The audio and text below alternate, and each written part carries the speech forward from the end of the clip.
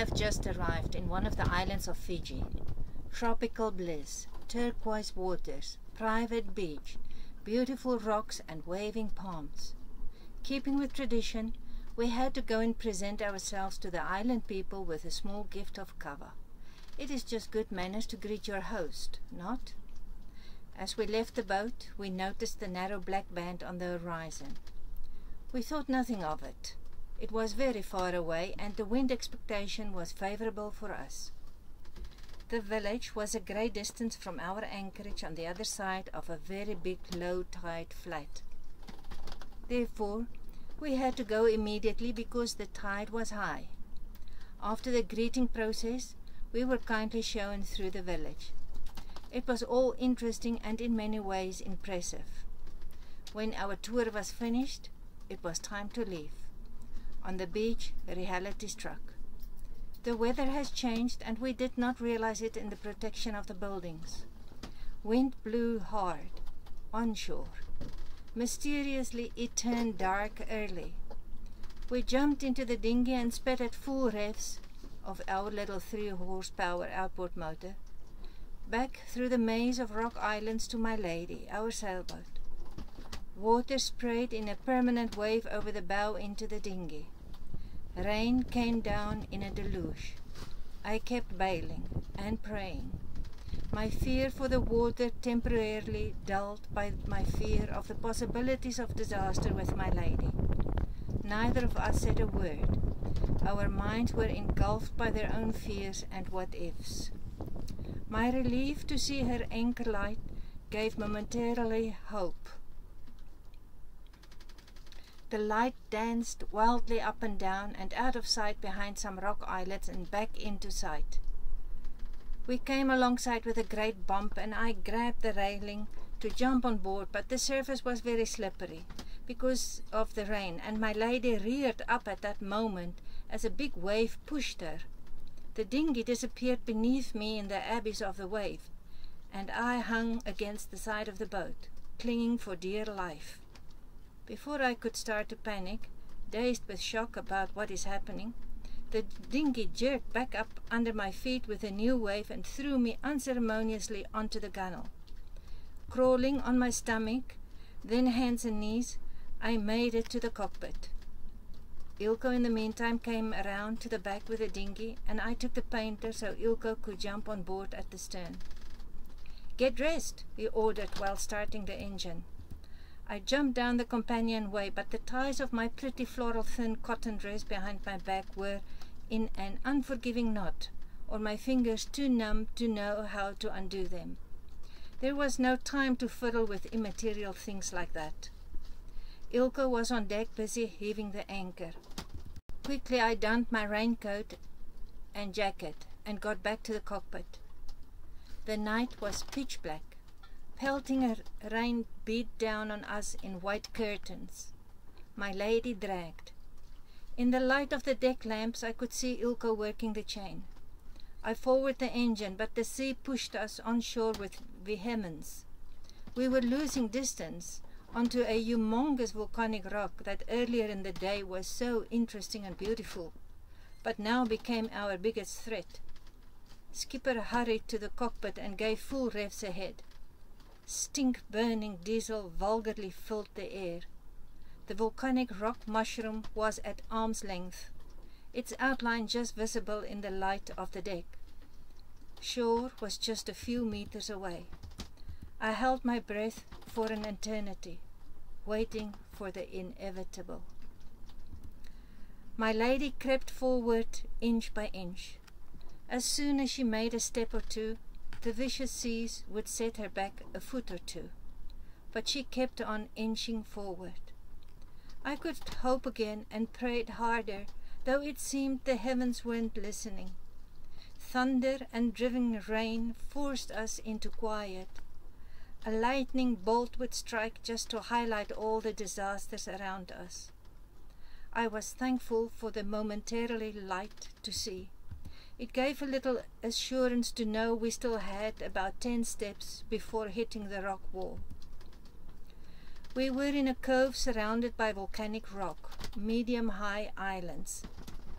Charcoal-colored rocks eroded over thousands of years to leave intriguing cavities surrounded and divided by sharp razor-blade fascinating creations of barbed wire rock. At this time, it was vicious teeth of a monster waiting for us, easy prey.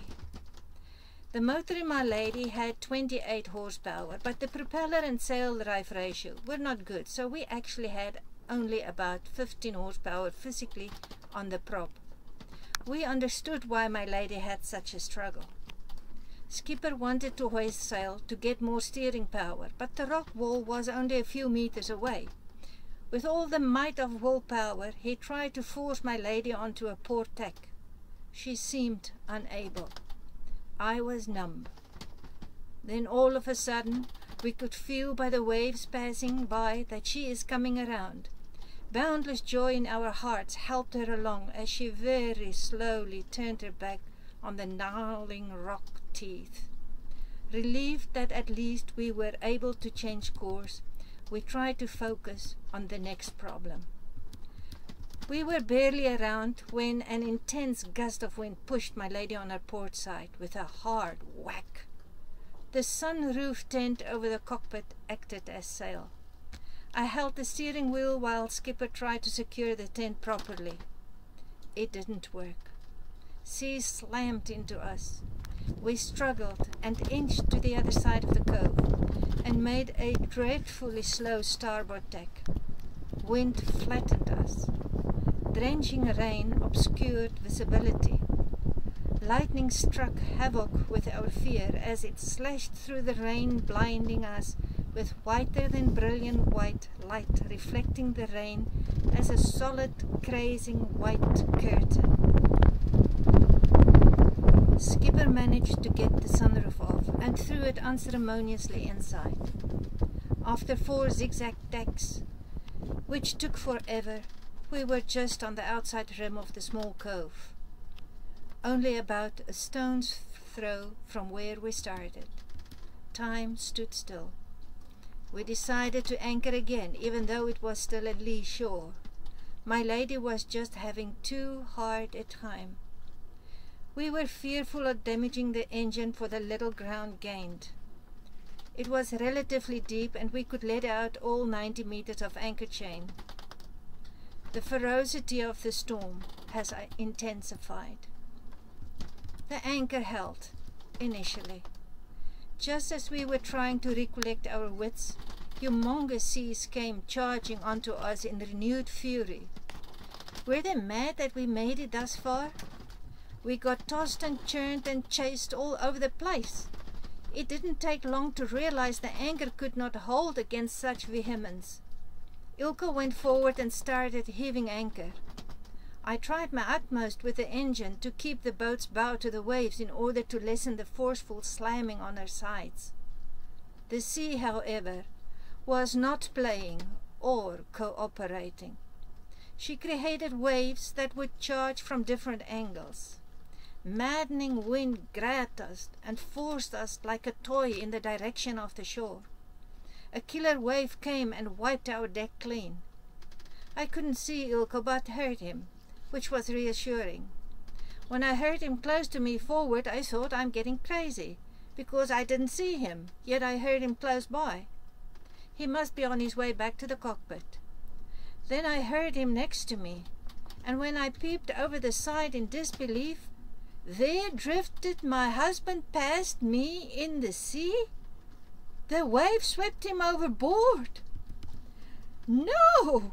screamed my whole being. Unreal reality shocked through me. What now? It raced through my mind. Then the dinghy that got jerked back from port side to starboard came in my sight, and I yelled at the top of my voice, "Grab the dinghy!" My fear that the dinghy would be jolted back to port side, since my lady was being pushed that way before Ilko, who seemed to be losing ground and steadily drifting backwards to the rocks, would be able to reach it. Great was my relief when he got hold of the dinghy. He pulled himself to the boat by the dinghy's painter while I let the swim ladder down. "Here's my glasses," he said, holding his glasses to me. I took his glasses, and he clambered on board. Water streaming down from him, he ignored my question of, "How are you?" gave me a quick hug with "I love you," and went forward again, instructing over his shoulder with a loud voice, "Keep her in the wind!" I was momentarily confused, lost within. Weren't I just part of a worst-case scenario? Fear for what could have been made me shiver, and he scarcely took time to reassure me that he was okay. I knew I had to concentrate on handling the boat. Skipper was obviously adrenaline-hyped and in survival mode, tending to the imminent threat of the storm and getting on with business. It seemed the storm was even getting worse. Gale force winds screamed, deafening. Massive waves slammed thundering into the boat.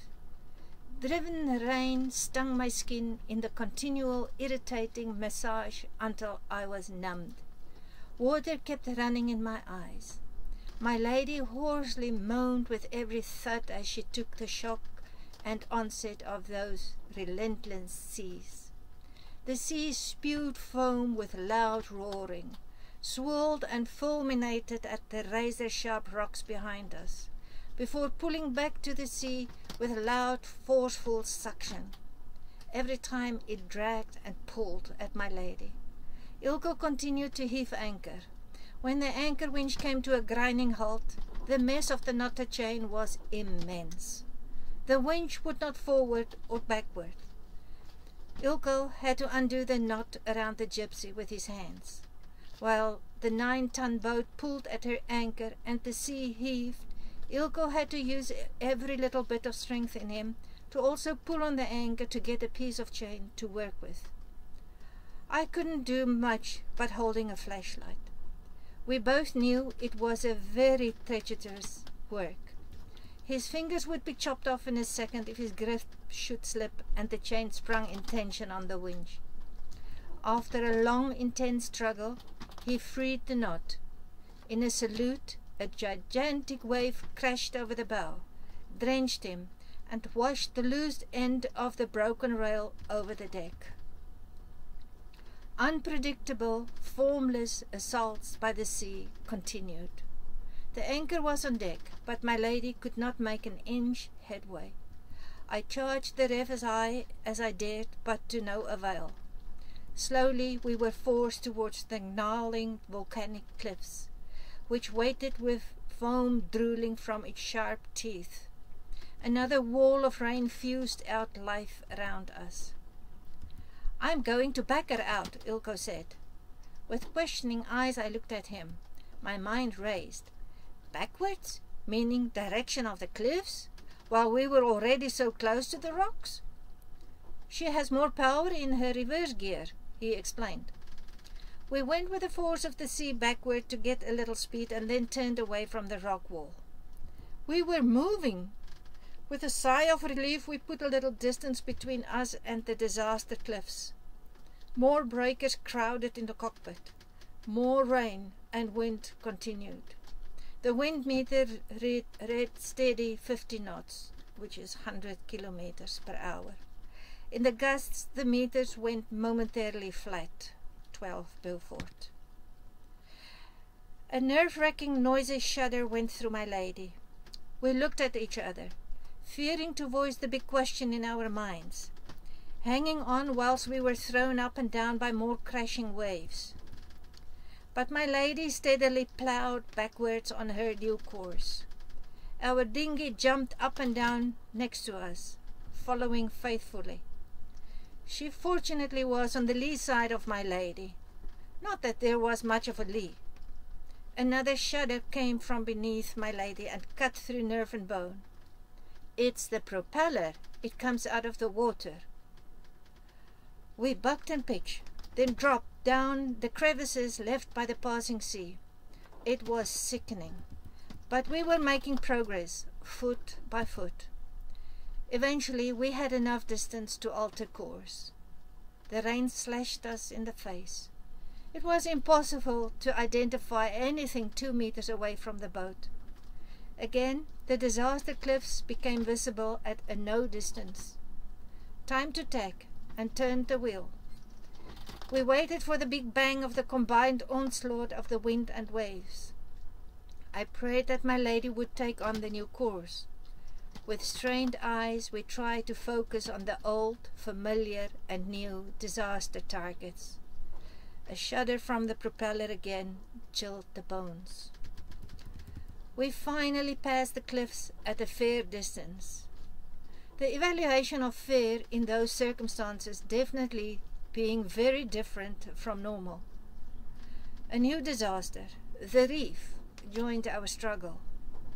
It was time to go about. The wind has pulled my long hair from their ponytail and blew it in dripping strings irritably all over my face. The little rock island came in sight again, and we tacked again. We didn't make much progress, but at least we did not go backwards anymore. Keeping the wind at 30 degrees, we zigzagged in crawling fashion from disaster point to disaster point.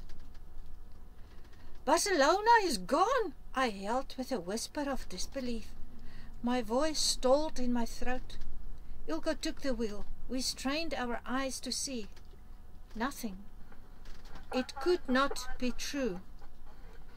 We looked at each other with the fatal knowledge that we have lost our dinghy, which was also our lifeboat, and we were not able to go on a search for her.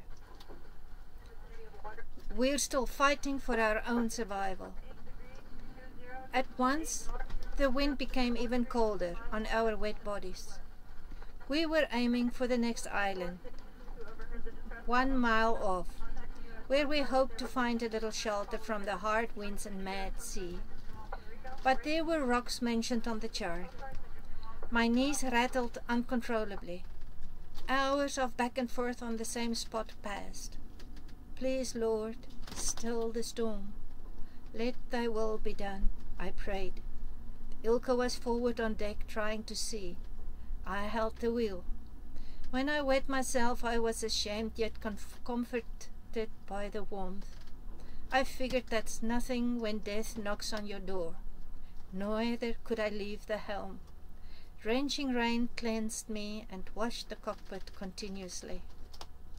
My lady was heavy in the bow. At that stage, we were unaware that she took on a lot of seawater through the holes of the gas pipelines in the anchor locker when the locker got swept and flooded repeatedly by the waves. Everything in the lockers in the front cabin got drenched. My lady, who is a dry boat, all of a sudden had a water level that rose to just touching the floorboards. Blissfully, we were unaware. Twice we gave up on possibilities to anchor when the depth sounder read 0. Whether it was rock or fish, we were uncomfortable to stay and find out. Finally, we dropped anchor in 16-meter water. All 90 meters of chain went out in seemingly a split second, and my lady pulled the chain in an instant rigidly horizontal. Then she started her anchor dance from left to right and back. We exhaled, relieved. The anchor held. Thank you, thank you. My gratitude had no words or description, and the tears streaming down my face mingled quietly with the hosing rain. The wind had calmed to 35 knots, 70 kilometers per hour. It was 10 to midnight. Wonderful what calm can mean. Normally the weather bureaus would say gale warning in force when the wind is over 25 knots. We battled 1.2 nautical mile as the crow flies in 6 hours. I made us hot chocolates, which we drank without many words. Each of us were trying to collect ourselves and fathomed what had happened. Dead tired, we went to bed a little later. Reassuringly, the stars swaying back and forth past the cabin window eased my mind. Sleep eluded us. Thanks for listening.